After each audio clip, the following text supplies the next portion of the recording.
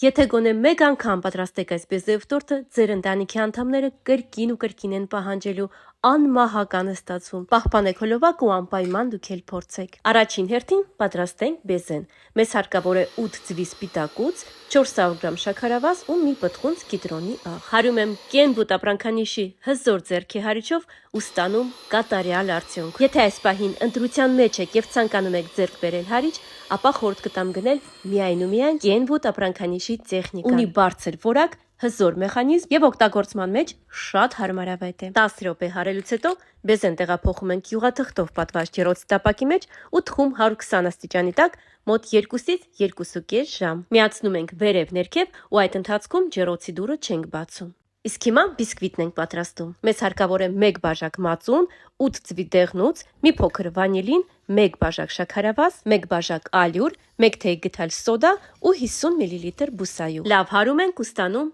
միասեռ ջրիկ զանգված։ Այժմ լցնում ենք ջեռոցի տապակի մեջ ու թխում 200 աստիճանի տակ մինչ մի փոքր ոսկեգույն դառնալու։ Թխվում է մոտ 15-ից 20 րոպե եւ այդ ընթացքում ջեռոցի դուռը ոչ մի դեպքում չենք բացում։ 20 րոպե անց երբ ստանում է այսպիսի ոսկեգույն երանգ, դուրս ենք բերում ջեռոցից, հեռացնում յուղաթուղթը ու թողում սառչին։ Որից հետո բիսկվիտը բաժանում ենք 2 հավասարաչափ մասի։ Բեզեն ու բիսկվիտը թխելուց հետո մեզ հարկավոր է նաև պատրաստել կրեմ ու մի փոքր ընկույզ մանրացնել։ Այդ հարցում ինձ կրկին օգնության է հասնում կենվուտ ապրանքանիշի հրաշք տեխնիկան։ Ունի սուր դանակներ եւ շատ հզոր է։ Ընդամենը մի քանի վայրկյան եւ ամեն ինչ պատրաստ է։ Իսկ հիմա պատրաստենք կրեմը։ 250 գրամ սենյակային ջերմաստիճանի կարագի վրա ավելացնում ենք 1 տուփ եփած խտացրած կաթ, հարում մոտ 10-ից 15 րոպե եւ վերջ։ Կրեմը պատրաստ է։ Պետք է ստացվի համասեռ զանգված։ Բիսկվիտային շերտը պատում ենք կրեմով, վրան մի փոքր ընկույզ ավելացնում, բայց խորհուրդ կտամ ընկույզը ավելացնել հենց կրեմի մեջ ու լավ խառնել։ Բիսկվիտը կրեմապատելուց հետո